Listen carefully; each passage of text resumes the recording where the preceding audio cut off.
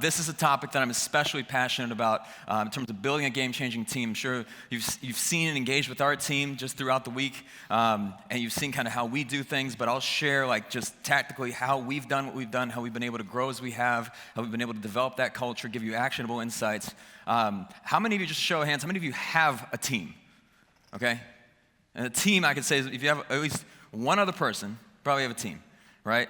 So in terms of like why you should care, right? Because day one is very much about mindset. Today is very much about culture and team. And I truly believe that the effectiveness of your team is the single most important factor that allows you to become a game-changing company, right? It is probably the factor that impacts your growth the most. And there's a lot that we can learn from various types of game-changing teams. So I'm big on sports analogies. My team knows this. Everything is a sports analogy, right? Everything we talk about, they're like, Mike, we've heard enough, right? But, arguably, like these teams like the University of Alabama, Rockstar, for those of you that play like Red Dead Redemption 2, this is the title, just recently came out, did $750 million in a weekend. And if you have not started that game yet, right? If you have anything else that is important in your life, I recommend that you wait, right? And then you can do it. And then the Vegas Golden Knights, I don't know how many of you are familiar with this story. This past year, this team really did something that's truly incredible. So it was a first-year team, and whether you like hockey or not, right? This is an incredible story. First-year team, all right? So when you have like a year-one team, they can't really get their pick of the best players. In fact, the only players that they can really get are all the players that the other teams don't want. So every single time there's a new team in any professional league, their first year and their first season is pretty terrible, okay? But there was a catalyst, something that happened that year in Vegas that really changed and transformed the culture of the Vegas Golden Knights. And check out the video that we produced for this.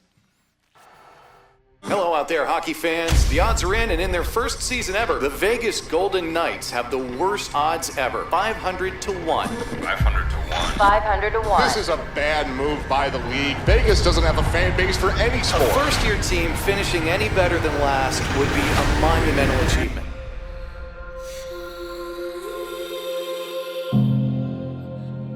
Their season opener came days after the mass shooting at a music festival last October, which left 58 people dead. We have an active shooter. We have an active shooter inside the fairground. Reports of multiple people shot during a harvest festival on the Las Vegas Strip. After the tragic events of 1 October, the Las Vegas community and the Golden Knights came together immediately. They formed a bond that will never, ever be broken. To the families and friends of the victims, know that we'll do everything we can to help you and our city heal. We are Vegas strong.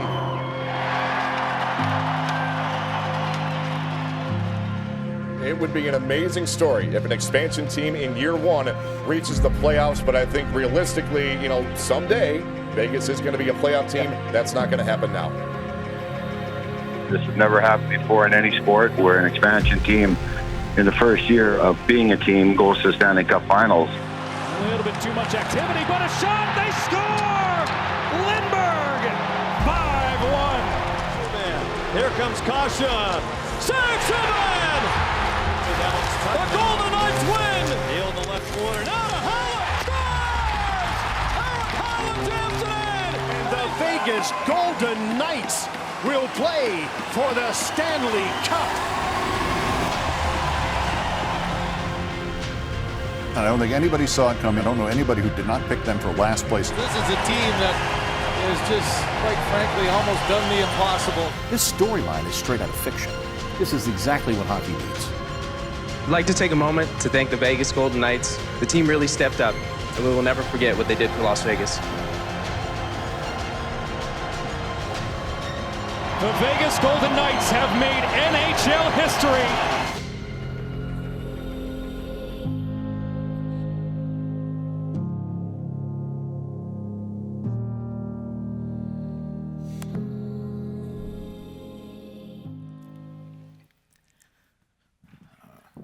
All right. It's a game-changing team. Steven, if you're in this room, amazing job editing that video. Absolutely phenomenal. Thank you. So there's obviously a big difference between your traditional team, right? Just a group of individuals, share responsibility and a common goal, and then a game-changing team when you've got an interdependent, stable, role-defined group of individuals who share responsibility, mutual trust and values, while having strong leadership and a clear focus on a common goal, right? The Vegas team, they united themselves because they were all the guys that the other teams didn't want. They called themselves the Golden Misfits, right? You know, and then the community needed them, and they all stepped up. And I mean, there's no one that would argue that this team was definitely not the most talented by any means. You've got a first-year team, a first-year coach, first-year front office. You know, you're really putting that together, and to make a run for the Stanley Cup in your first season is absolutely incredible. And there's a lot of lessons that we can learn from that, right? And I think it really comes down to three things, right? We'll go through each of these one by one. Just buckle up. This is a good one, all right? Number one is just understanding that culture is a competitive advantage, okay? But let's talk about what culture isn't, all right? And it's not water slides and scooters and all those things. And in fact, you know, you ask 3 different people, you're like, what is culture? They'll give you 3 different definitions. The attitudes and characteristics of a particular group, a set of values and beliefs held dear by a company, the personality of a company. But I'll make it easy for you. This is how we define it, right? Culture is how shit gets done around here, okay? It's really that simple, right? And your culture is your culture, right? And it's interesting because a lot of people, when they come in, like, and they interview at our company, they see the team at Disney World, they see our cool office, you know, and they think, man, this must be a lot of fun, right? But what they don't know is the team worked very, very hard. We set a very ambitious goal so we can earn that trip to Disney. And I'll tell you, when you're in the office for 12 hours a day, the novelty of how cool the office is, that wears off pretty quick, okay? And, you know, we won best places to work, but you ask any of our team members and they'll tell you it's not the easiest place to work. And I'm okay with that, you know, because the reality is, and this is something that we talk about in every single interview, and, you know, I could almost get emotional talking about this because what it takes to achieve great things, right? Everybody loves the end product. Everybody loves when they see, like, just, wow, they're doing great things. They see the awards. They see, like, the level of service. They see all those things. They see the championships, you know, they see the national titles. But what they don't see behind the scenes and beneath the iceberg is everything that it takes to achieve that. They don't see the sacrifices that people have to make, you know, the team members have to make with their families, right? Like, sometimes the punishment that they have to put themselves through, the level of discomfort, how difficult that can be, you know? Like, I'll give you an example. Last night, I mean, we didn't even have our end-of-day team meeting last night until 11 p.m., right? We were reviewing kind of what went well, like what are the things in the areas we can improve, right? And everybody's up this morning, 4:35 a.m., you know? We've been going nonstop, you know? The team deserves a tremendous amount of credit, seriously.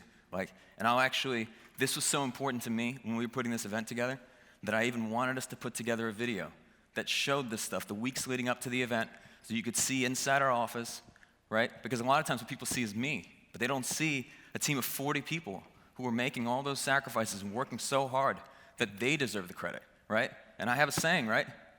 Everybody likes sausage. No one wants to see how it's made, you know? And I'll tell you, it's made through a lot of hard work, and it's made through a lot of sacrifice. And to get the team to buy in, that is a very, very unique thing that you can do. And in fact, I want you guys, again, this is the video that we put together showing the team in action, what they were doing. That we set up GoPros in our office. We set these things up so you could see actual footage of what was going on in these meetings, like the long hours, the stress, as we were putting together this event and other CRISP initiatives. Check it out.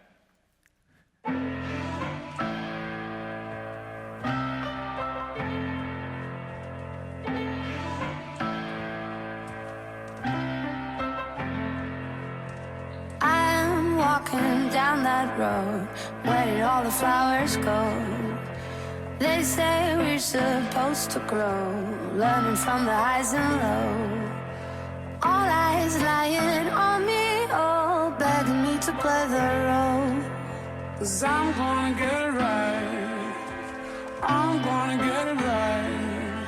They can try to hold me down, but feel like we're right here. We need to be upgrading this stuff. What is the gap here? I'm gonna get it right. All I want is something better. In the purple light, they can try to hold me down, but I'm gonna get it right.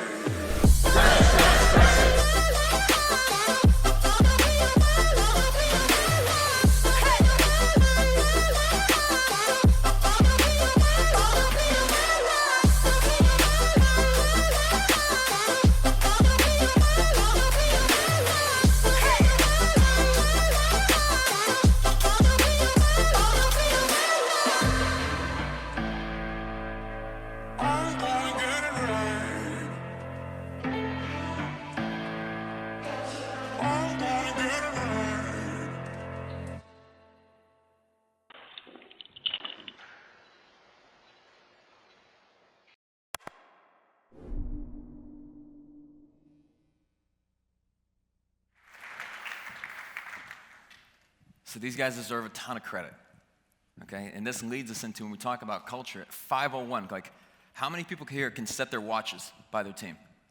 Anyone? You know, at 4:58, they're reaching down for their bag, right? At 4:59, they're heading for the door. 5 o'clock, door opens, right? 5:01, parking lot's empty, right? All right. So what gets people to actually stay until 8, 9 p.m. where you look around, it's 7:30, everybody's still there, right? We never asked anybody to stay early or get in early or stay late, right? That's culture, right? You've got to find the right people, and we'll talk a lot about how that actually you get there. But you've got to reinforce your values, and it's not a fit for everyone. It's not like you know. But the reality is the environment. You know, if someone comes into an environment where people are already working in this way, then they can start working that way, right? But if you're trying to take a team that is not like that, everybody's leaving at 5 o'clock, and you're trying to say, you know what, we got to be more like Chris. We got to be here till 8, 9. I'll tell you, if you've got the wrong mindsets in there, the values aren't established, it'd be easier just to let them go, bring in new ones, right? Because if you're trying to change 20 years of programming, and someone's saying like, now we're going to have this type of growth mindset, that starts from the day they enter the company. It actually starts probably in the interview, all right? And I'll tell you, Eric mentioned this, a version of this quote. I've got another one. Culture trumps strategy. You got to be careful using these verbs in these times, right? Okay, and I'll tell you what we look for when we hire. I mean, the main things for me are always like smart, hungry, humble, right? Like Lencioni, if you read any of his books, this is a big one, right? Regardless of their education, regardless of their background, regardless of their experience, upbringing, and so on. I mean, I'll give you an example. In our sales team, pretty much everyone coming in, not a single one had ever made a sale in their life. Our entire marketing team coming in didn't even know what a lead was. Our project managers, none of them had managed projects before.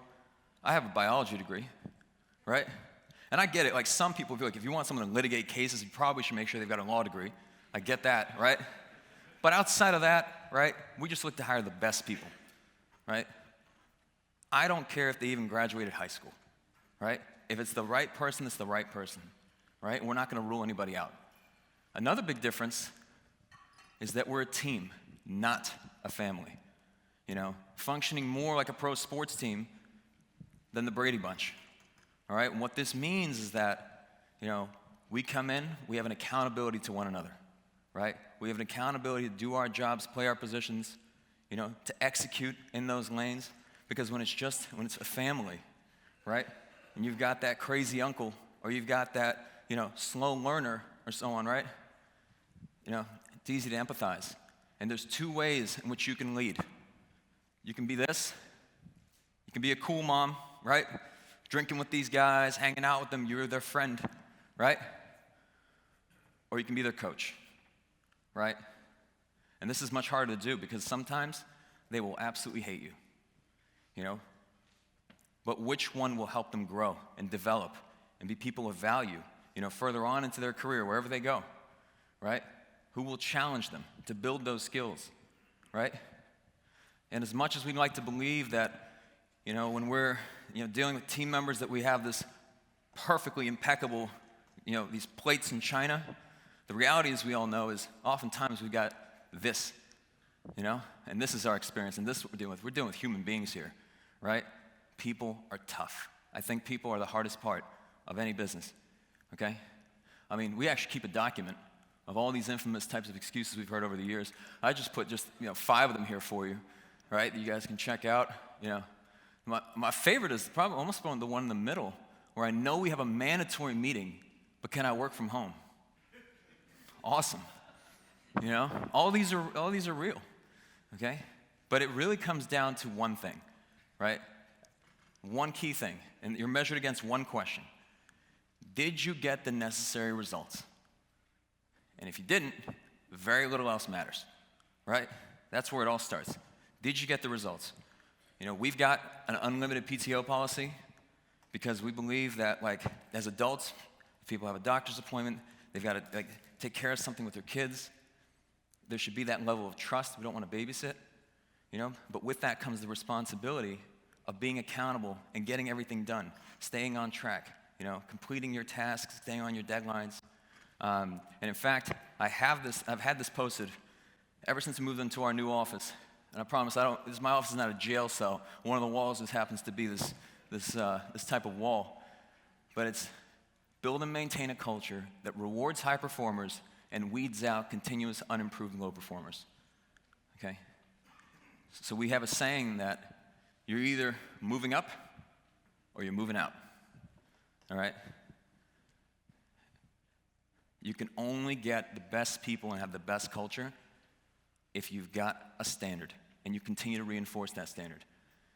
And there's a few key components to a strong culture. 3 abilities. You can thank Bailey for this. You know, she's very good when we're putting this kind of stuff together. She's like, it's 3 abilities. And I'll start with the first one. This is one of my favorite words in the English dictionary. It's accountability, okay? But the way we define accountability is that accountability is clear commitments that in the eyes of others have been kept, right? So what that means is that, you know, when someone tells you they got it, right?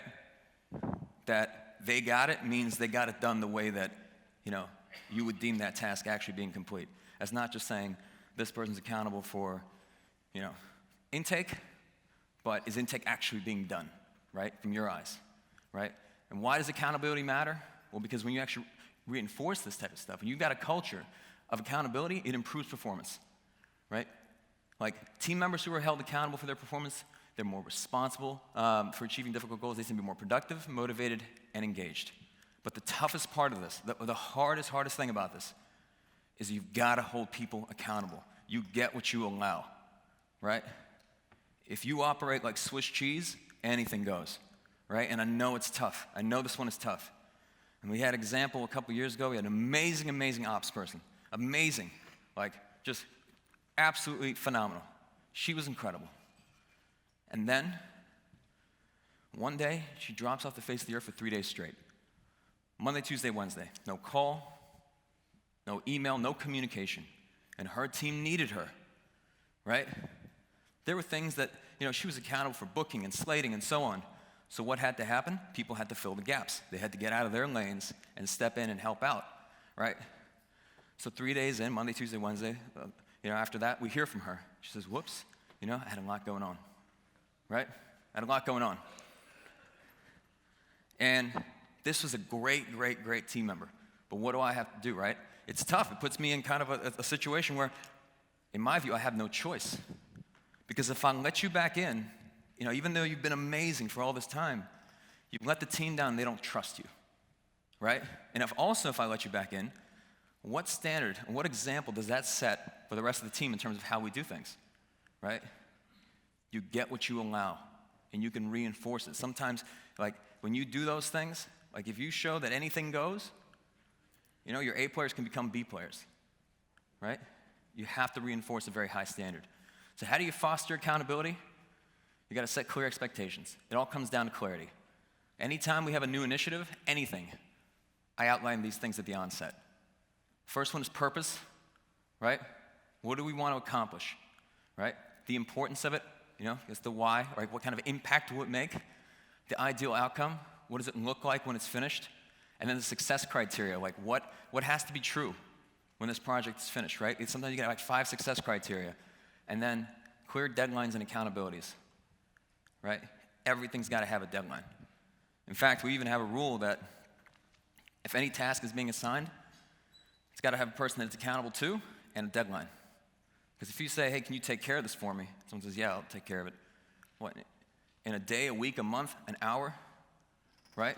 So everything has to be by 4 p.m. today, or by Tuesday at 3:30. All right, and of course, SMART goals, things that are specific and measurable, right? So don't just say like, hey, we need more cases, right? Or we need more leads, you know, saying, I want 5 more like trucking leads, you know, in the next 30 days, right? You have to be very specific. And I'll tell you, another thing with accountability, what gets measured, first off, when you measure it, it gets improved. But when you add reporting to it, so what gets measured and reported, this stuff improves exponentially. So it first starts with just tracking.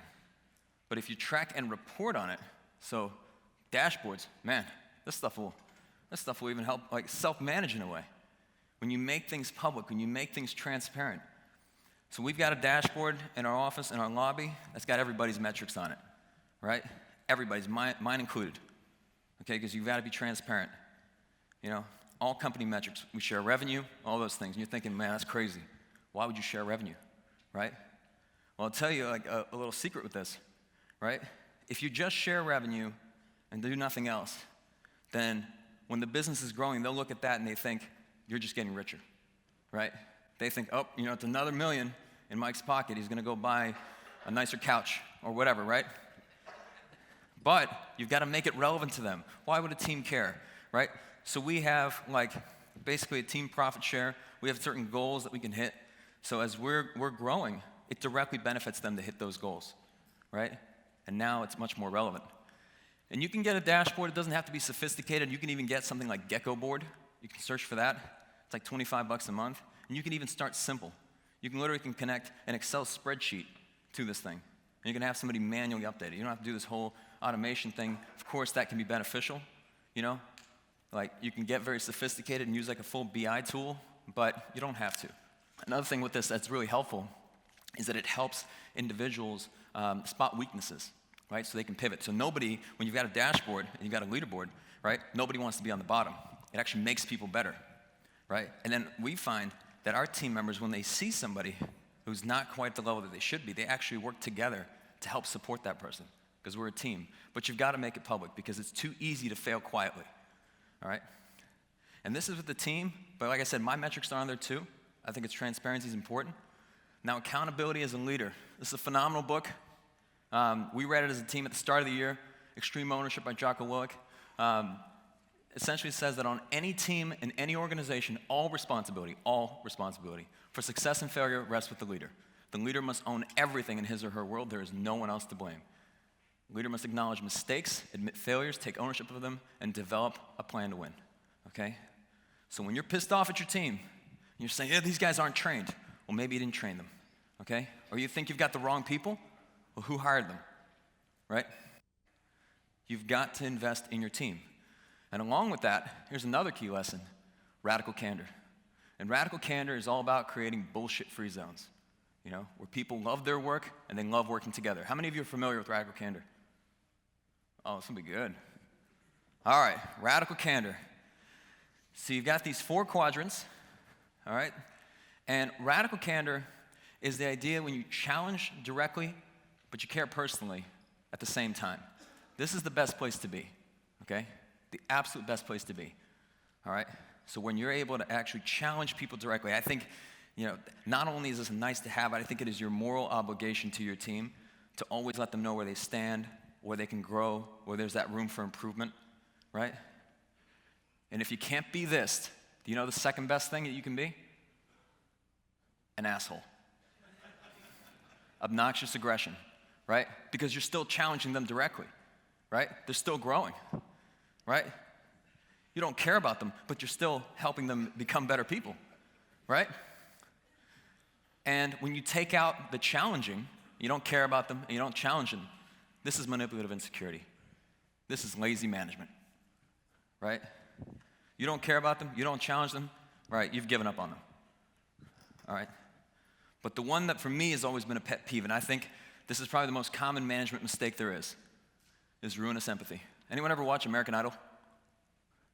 Like back in the day, American Idol. Everyone watch like the first week of American Idol? You know when they do those episodes where it's like the people can't really sing and it's kind of funny, like they're auditioning, you know, but they're like terrible, terrible singers, right? And they're auditioning and like these people are horrible, right? And that's ruinous empathy because they had made it all through their life and someone said, "You're a great singer," you know? They made it to that point where they're auditioning for American Idol, and throughout their life, people were telling them that like, "You're good, you should audition for American Idol," you know? Did that benefit them? Did that help them become better singers and better performers? Because they could have gotten a lot of help and said, "You know what, here's where you need to improve, here's how you can get better." You actually sound terrible, right? Terrible, you know? It's funny, the first presentation that I gave, like ever, I gave this presentation. I've never had any formal public speaking training, but the first presentation that I gave, there was someone who's very experienced, like a very experienced presenter, like a Tony Robbins type, who's like sitting in the room, and he comes up to me after, and he says, "That was the absolute worst presentation I've ever seen in my life. Okay? You were horrible," right? He's like, "You did this wrong, this wrong, this wrong, this wrong." Like he gave me a list of 20 things. I thought it would never stop, right? I was crushed. But I wrote every single one of those 20 things down. And the next presentation I gave, I made sure that I focused on preparing so I wouldn't make those mistakes again. You know, I took that feedback and I realized that, look, this person isn't saying these things to make themselves feel better. They're saying it for my benefit, right? So just when it all comes together, when I say ruinous empathy is the absolute worst thing, this is when people are nice, when they don't want to hurt someone's feelings, when they know that someone's not performing, when they're not at the level they need to be, when they're not executing the way they need to, but they're nice, you know? I don't want to hurt their feelings, right? Well, what happens when you don't hurt their feelings is oftentimes they know at the same time that they're not meeting an expectation, you know, but they're not improving, and in the end, they don't work out, and it doesn't actually help them in their career. You can write this down. Amateurs want to hear comforting lies, but professionals want to hear unpleasant truths. Okay? And if there was a line for this stuff, what line do you think everyone would be in? You know, no one wants to be in this guy's line, you know? Look at him, right? Everyone wants to hear this bullshit, right? So to have radical candor and to enforce this on your team, you must have honest, candid, and timely feedback between all members of the team. And here's what this means.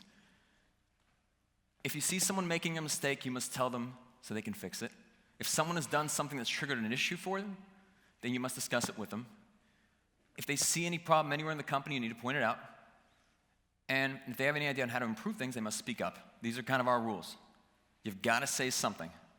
Because as Ed Catmull, who's president of Pixar, said, I love this, you don't want to be where there is more candor in the hallways than in the rooms where ideas or policy are being hashed out. Okay? You want to keep it transparent. Cut the BS, and let's all just get better. That's our view. You know, let's just improve. Let's trust each other enough to where we can take this type of feedback and just get better because we're united towards a common goal. Okay, so that's accountability. Number 2 is unique ability. Okay, Brittany just did an amazing job talking about Colby.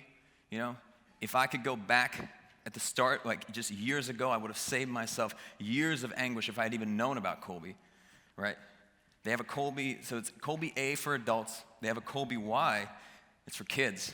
And my wife and I recently found out there's even a Colby little thing for babies. So we can find out our daughter, let's see, what's it gonna be, right? Entrepreneur, you know, or ops person. Be exciting. Either way, I'm happy to support her.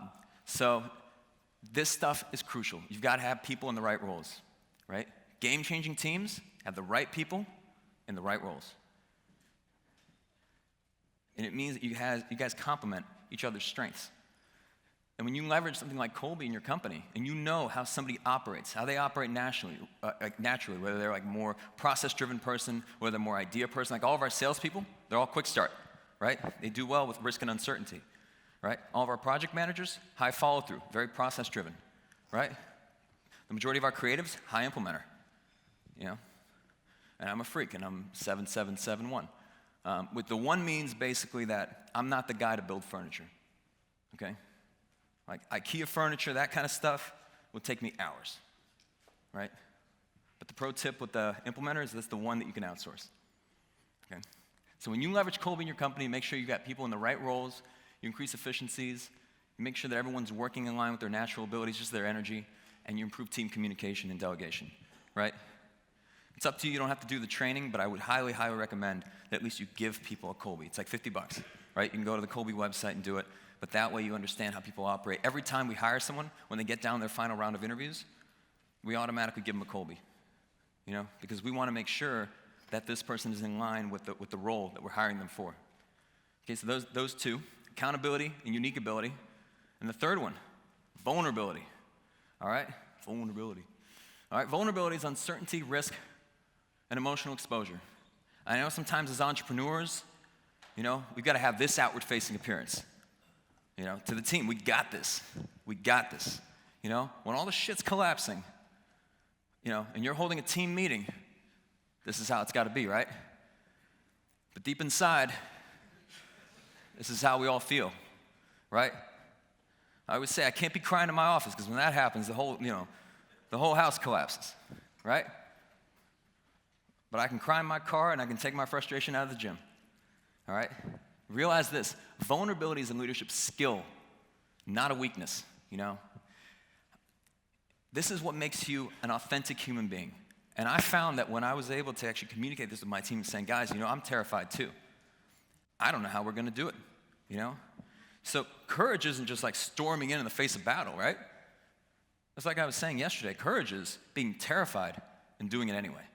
That's always how it goes, you know? So this is what creates relatability. When they can see that you're human too, that you experience these stresses, you know, that's what gets them to come together and actually bond. It forms those bonds, it builds that trust, you know, and overall it improves team performance. And vulnerability, so when you're actually vulnerable, this is when you trust completely, right? You're trusting someone to get it done, right? I had to trust 3 people to drive these Teslas to this event. You know? They got it done, right? And what is trust? What is trust? Anyone know the definition of trust? I'll give you one. Trust is how long have I known you divided by how many times have you fucked me over? I mean, that's the simplest one, right? You haven't fucked me over yet? I trust you, right? And Brene Brown said that vulnerability is being all in. It's when you're all into something, you know, when you're dedicating yourself to something. Because I see a lot of people that are half in, half out. You know, you see this with leaders, you see this with team members, because they don't want to fully commit, because what if they fail, right? What if I put my heart and soul into something, you know? What if I commit myself fully and then it doesn't work out? You know, vulnerability encourages actually doing this and saying, if it doesn't work out, it doesn't work out. We'll try again. I told the team that if no one shows up to this event, we'll try again next September. And if no one shows up to that one, we'll try again in 2020, right? But we're going to give it our best shot. And at the end of the day, as Simon Sinek says, a team is not a group of people who work together. A team's a group of people who trust each other, you know? It's like band of brothers or band of sisters. In our case, we are 80% female, right? But it's people that you want to have in the foxhole with you, right? And when you create a culture that's willing to be vulnerable, this means that your team is not afraid to take risks. They can admit it when they make mistakes. They ask for help when they need it. And they also ask for the resources they need to pull off the initiatives that we're pulling off. They express their opinions. They're not afraid to be wrong. And most importantly, they achieve game-changing results. So the key components of a strong culture: accountability, unique ability, and vulnerability. You can thank Bailey for the 3 abilities. So let's say you get this strong culture, right? As you guys know, it's like you got to constantly water it, right? You know, maybe it's good for a day, or good for an hour, or good for 10 minutes. Before you know it, right, something else falls apart. I don't know if anyone ever saw like Vegas Vacation when he's in the dam and he's like plugging one of the leaks and another one starts leaking. That's a lot like managing a team. So here are a few ways to maintain and foster a strong culture. One is implementing employee feedback and recognition programs, so getting their feedback and also having ways to recognize them. So 69% of employees would work harder if they felt their efforts were better appreciated. In fact, appreciation and gratitude goes a lot further than anything else, than a raise, than anything. People just want to be recognized and appreciated. Promoting team engagement, and then weeding out the bad apples, right? Hire slow and fire fast. Now, I'll tell you, if you keep these bad apples around, they will become a cancer in your organization and poison every single person in your life, and they will bring your entire team down, right? Bailey put this cute little worm here, but I was like, look, apples or not, you got to cut out the cancer, right? You've got these people there, and oftentimes, it doesn't mean they're bad people. They may just be bad for the culture, right? Sometimes they're very intelligent, very driven people. But if their mindset doesn't align, if their values don't align, they will poison everybody else. They'll say, why do you work so hard? I remember a year ago when we announced this Disney World trip, this Epcot trip, we had a cancer that said, I don't want to go to Disney World. Why would I want to go to Disney World? That sounds lame, that we would go during the week, Pay for the PTO, cover all expenses. That's dumb, right?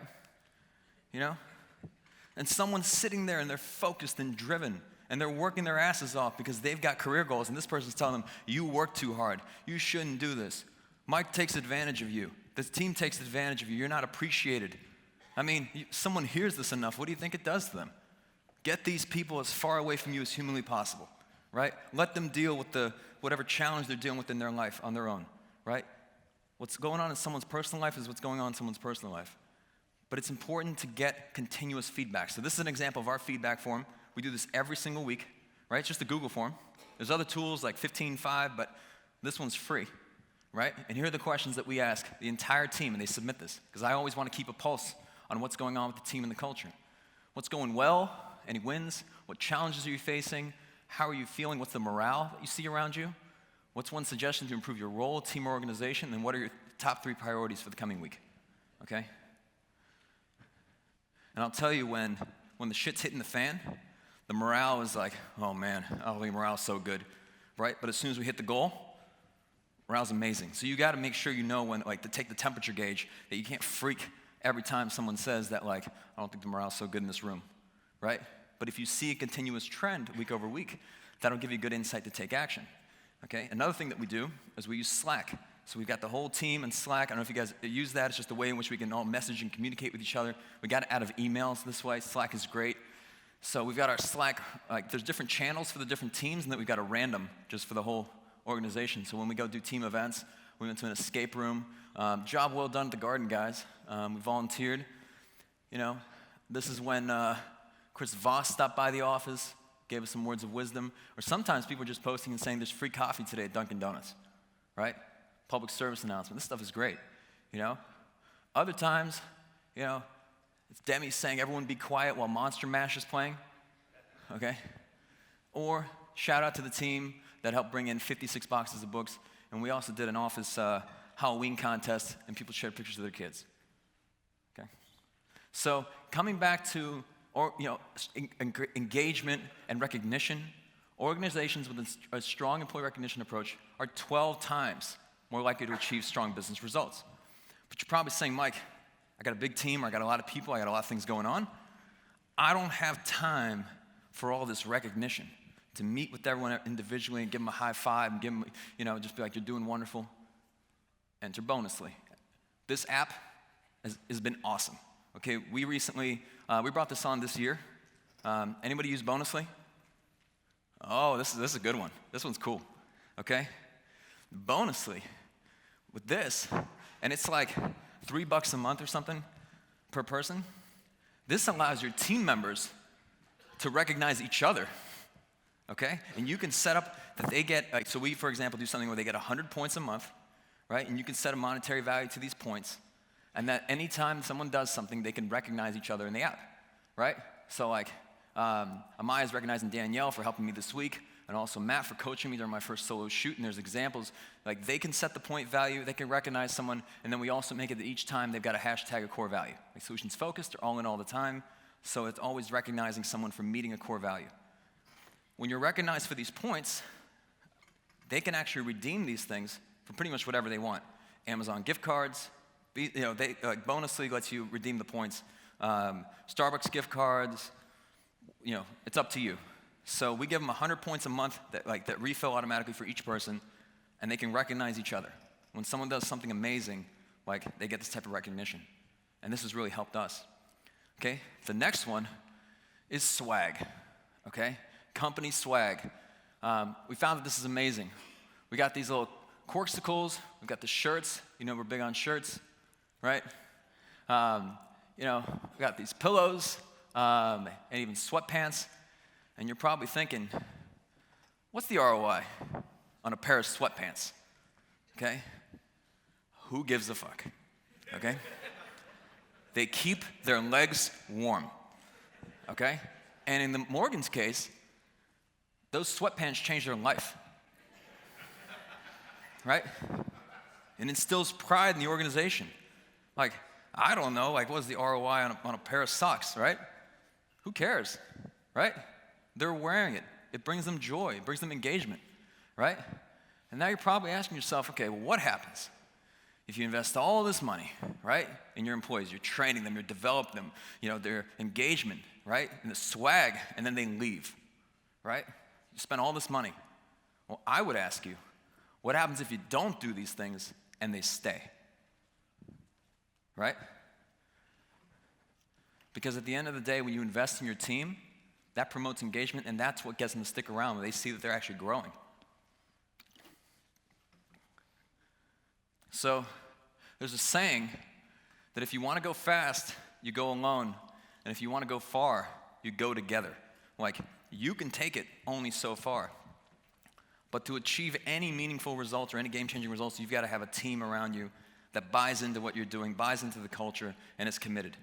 There's probably over 70 people involved in putting this event together, right?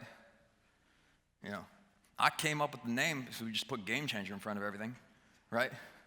But they were the ones in here that were packing the shirts and packing the folders and the mailers and driving in the Teslas and setting up the stage and doing all those different details that it would have never happened if it wasn't for an amazing team. Okay? So the next one, okay? Got to be willing to give up the good for the great. Okay? These shirts are purposeful, right? That you're never complacent. So the team has coined these so-called Michaelisms of things that I say, right? And sometimes when we're talking about something, we're talking about some type of initiative that we're doing, I'll say, guys, are we going fishing? Or are we going fishing? Right? And they're like, what the hell? Okay? Well, let me tell you the difference between the two. Are we going fishing? Or are we going fishing? Okay? The first one's a bass. The second one, Bailey, it's a Goliath grouper. Okay? And I found out during the making of this presentation that Bailey had an amazing background in fishing, and bait and tackle. She knew all these different fish. It was amazing, okay? So why do some firms struggle while others thrive? And there's all sorts of things, right? I mean, we talk about systems and processes, alignment, marketing strategy, human capital, but I'll tell you, oftentimes it's not your strategy that's preventing progress. It's your mindset, without a doubt. Here's an awesome quote. We are kept from our goal not by obstacles, but by a clear path to a lesser goal. And what it means is that, when you set out to do something, there's what you really want to achieve, and there's what you're willing to settle for, right? You're saying, you know what?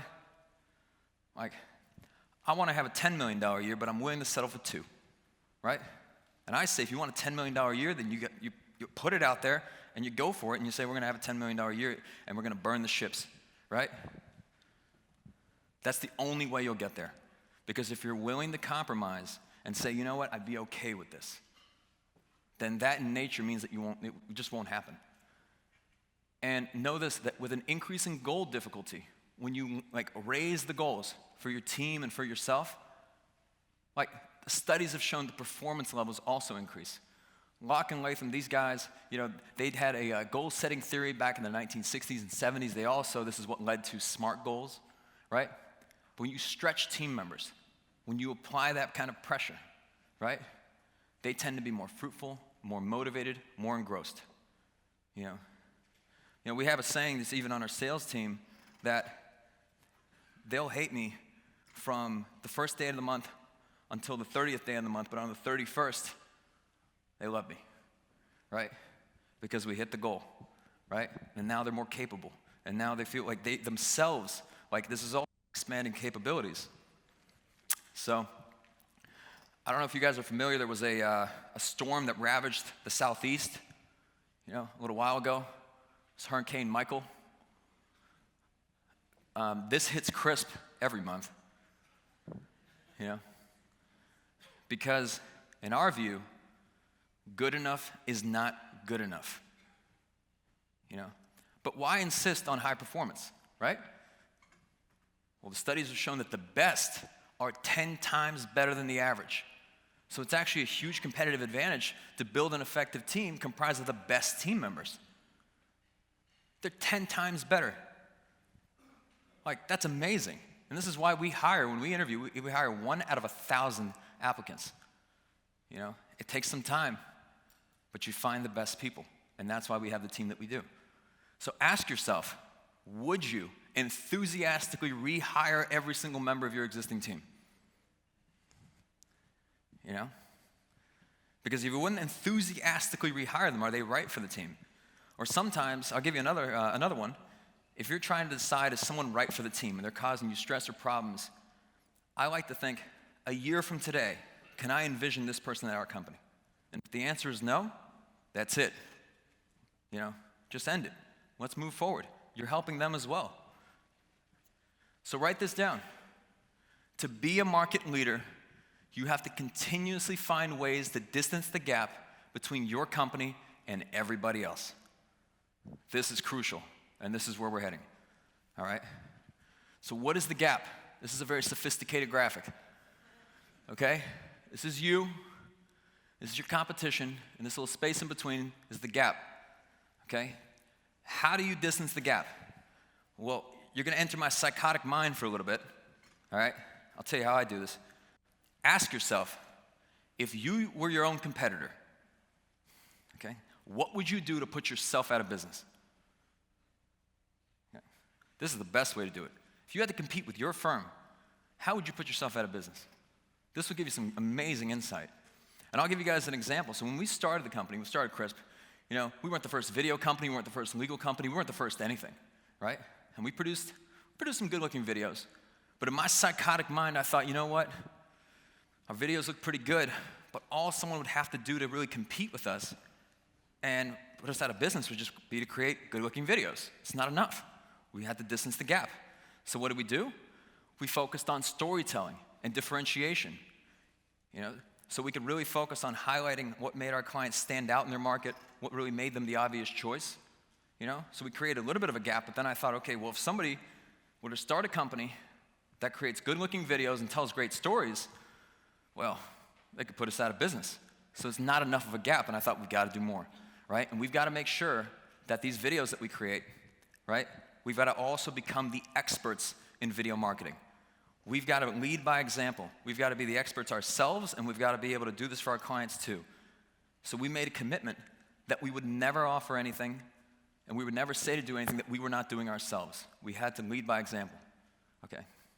But at this point, I'm thinking again, all right, so to put us out of business, all you'd have to do is shoot great-looking videos, tell great stories, and not only become a video marketing expert and drive great results, but you'd have to make your clients the obvious choice in your market. So, we got a couple awards, but not enough, right? I didn't think that was enough still. I thought that there had to be a greater gap. So we wanted to really build a community with our clients. We wanted to be able to make our clients feel like they were part of the family. So we decided to introduce a referral program, right? We decided to give away a Tesla. And then we did it again, and now we're giving away 3 more. But, all someone would have to do to put us out of business is give away 5 Teslas. So we had to distance the gap again, right? So I was like, well, why don't we write a book? And we wrote a book, right? And I was like, well, why don't we host a conference? and we hosted a conference, and not just any conference, this conference, right? So while we may not be the first to market, our focus is always on being the best to market. And when you're distancing the gap between you and your competition, it's not just something I'm speaking to you business owner to business owner. It's not just a competitive advantage. It is the only way that you can survive in an ever-changing business landscape. You constantly have to be innovating.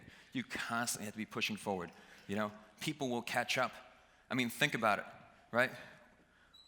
We hadn't produced a legal video until 3.5 years ago, and then we entered that space. And that, I always think about it. It haunts me. I think anytime I go to sleep, there could be someone else working somewhere to put me out of business, right? That I don't ever want us to feel like we've made it, right? Because we always have to be pushing. Because when you get comfortable, that's where they catch up, okay? Let me give you some side effects when you're distancing the gap, okay? You're creating more value for your clients. You're creating more value in the marketplace. It's good to have competition. It makes things better for consumers, right? You create more growth opportunities for everyone in your organization. So as we've been able to grow and we hit our goals, we're able to introduce more benefits, We've got health insurance for the team. We've got a 401k with match. We've got unlimited PTO. A new one if we hit our goals this year. We're going to do in-office catered lunches, right?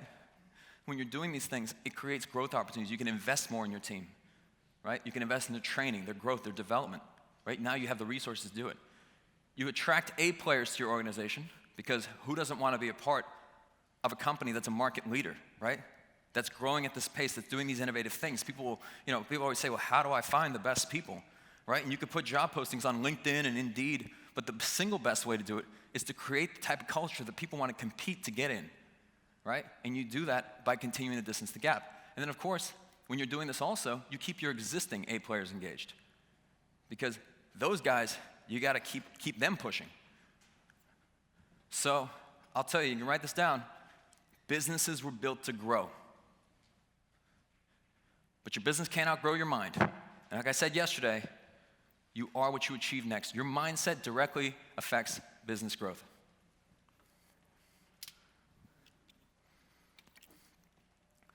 So the last one here is that it's important to engage in lifelong learning. You don't know what you don't know. Because this final component of building a game-changing team, this is all about you, all right? In order for your business to grow exponentially, you as a leader have to grow exponentially, okay? And to get to the promised land, you've got to surround yourself with other like-minded individuals.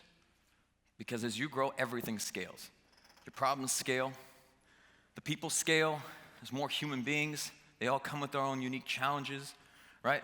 Stress scales, as we know. Revenue scales, okay, this one's good. Overhead scale, this is the side that people don't see, right? Your payroll, your health insurance, your office. I remember, in the early days of the company, I could take the whole team to dinner, and it was like a couple $100, right? Today, and this is funny, because when we went to Disney World, one round of drinks was $1,200. One round. We drank around the world at Epcot, One round of drinks. I'll show you something funny. I got this text message from Chase a couple days ago, because they were like, hey, I need you to cover the bar tab at the Game Changer Summit, this 1-hour cocktail hour. Check this out. That scales too. What am I gonna say, no? It wasn't me. Right? But there's one thing that doesn't scale, and it's your time, right?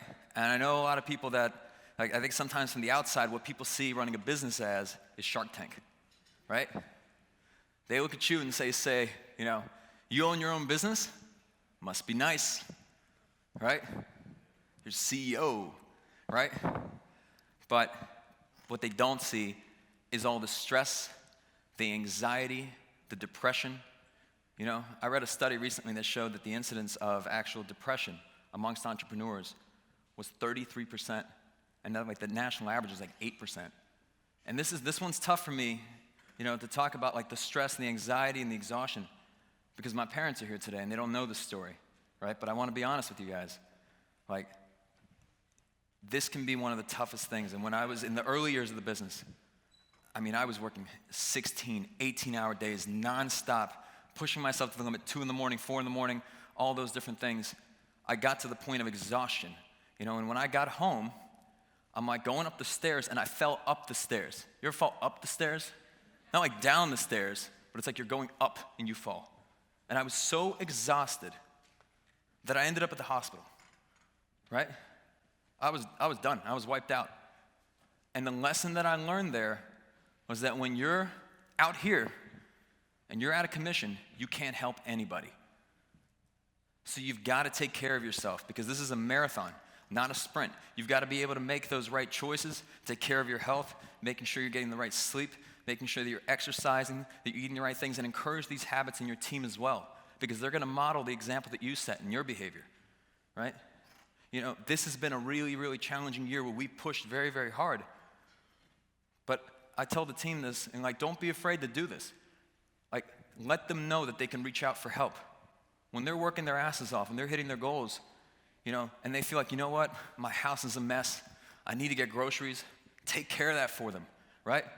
Get them, send the maid to clean their house. Get them Instacart and fill their fridge with groceries, right? Help them out. Support the team. Make it easier for them to do what they do, right? And at this point in time, it would have been really, really helpful to have the right people around me to support me and actually tell me, I'm like, this is what you should and shouldn't be doing, to better manage yourself. I had to learn the hard way. And we all know that at the end of the day, no matter what, the buck always stops with you. And as a business grows, heavy lies the crown. And as you add more and more and more people, you think you got all these people around you, but it can still feel awfully lonely. Because when the shit hits the fan at the end of the day, you got to figure it out. And even when you're surrounded by 40 people, it's pretty freaking lonely. All right, there's another side to success. And this is the feeling when you're on top of the world. This is very dangerous, all right? You got to have people manage you and keep you grounded, right? Because if you feel untouchable, and this is it in the third quarter, in the Super Bowl, as we remember from Atlanta, right? This is where you can end up. This is a humbling situation to be in, especially if you're an Atlanta Falcons player or fan, right? What happened? And there's constantly situations where things are going right, things are going right, things are going right, but you got to keep people grounded. And in order to do this, you need like-minded people in your corner that support you in times of trouble, but also keep you grounded in times of stress, okay? In times of success, excuse me. Because if you just operate on the same old thinking, you're going to get the same results. You'll never be able to break out. So you always have to be a student, okay? In a time of drastic changes, it is the learners who inherit the future, while the learned find themselves equipped to live in a world that no longer exists, okay? So you have to ask yourself, have you outgrown your network? Anyone ever outgrow their network of people? Where you're pressing forward, and the people that you used to surround yourself with, you don't have much in common with, right? It's like the people that, it's like your high school friends, right? They may have stayed in the same town, but you grew up. And I'll tell you, this is an interesting story. When I joined one of my first masterminds, I came in, and I think I got in a qualification. I qualified by a penny, within the qualification requirements. I get in, and I'm so pumped, and I'm so excited, and I'm getting so much value out of it. But in a year's time, I went from being the smallest business in that group to being the largest. And I'm looking around, and I'm like, yeah, I want to go 200%. And these guys are like, whoa. How about 10%? I was like, I think I've outgrown this group. Whereas now, I surround myself with people, these guys that are 8, 9-figure guys, and they look at me, like I'm a little speck of dust, and they go, bing. That's how they look at me. That's the group you want to surround yourself with, People that just flick you away, that you learn from those guys, right? Because you don't want to be the biggest fish. Another thing, this is a kind of a key thing with me in that you don't want to be around people who are just looking for the exits, right? And they're looking at exit strategy, all this stuff, and I know it sounds great, right? But I'll tell you, because there's a lot of talk about this. This is a really great marketing point, just lay on the beach. You know, you can set up the business, it'll be a self-managing company, and it will automate the whole damn thing, and you'll sit on the beach, you'll refresh the bank account, you're gonna sip a martini, it's gonna be great. You know, find me this person. Seriously, find me one person who is doing this, right? I found a lot of great marketers, right? But I have yet to find the person who is like living this type of life that didn't work their ass off to get there, right? And the reality is, if you don't want to be doing what you're doing, then stop doing it. You know, you get one life. And the other thing is, if you have this kind of mindset that you just want to get out of your own business, you're like, nah, I'm tired of this shit, then you're never going to be able to build a game-changing organization because your team will know that too. If they know you fucking hate being there, then like, how are they going to, how are you going to foster the right culture, the right mindsets to really grow that organization? I want to show you these guys, all right? Brian Chase told me something very interesting, and I had to put this in the presentation. He told me that the thing about these guys is that they are unkillable, okay? In fact, it's so interesting that their average age, you know, when they're appointed, it's like 60s, 70s, 80s, and the average time that they serve is about 16 years, right? Because they're mentally engaged. But I heard last night, Bailey was telling me, she's like, you know, Ruth Ginsburg is 85 years old, you know, she slipped, she checked into the hospital with 3 broken ribs. And I looked at Bailey and I said, not dead though. She's still alive, you know? You know? So you gotta love the game, because know this, when you retire, you expire, right? Like you would just decline. I mean, how long will you sit on the beach or golf or do any of these things, right? Until you're like, all right, I gotta get mentally engaged. And engaged entrepreneurs, they like being on the field. So the biggest thing that my advice with any of this stuff, and that I found so beneficial to me, and you can write this down, is to surround yourself with people who remind you more of your future than your past. These are the people that make you better. You know, and building a game-changing organization is really these 3 key things. It's understanding that culture is a competitive advantage. It's being willing to give up the good for the great and never being complacent. And it's always being a student, okay? And always engaging in lifelong learning. So I'll leave you guys with this. Whatever route you go, right? If this is not for you, it's not for you, and I respect that. But just know that people who are interested do what's convenient. And people who are committed do whatever it takes. Thank you, guys.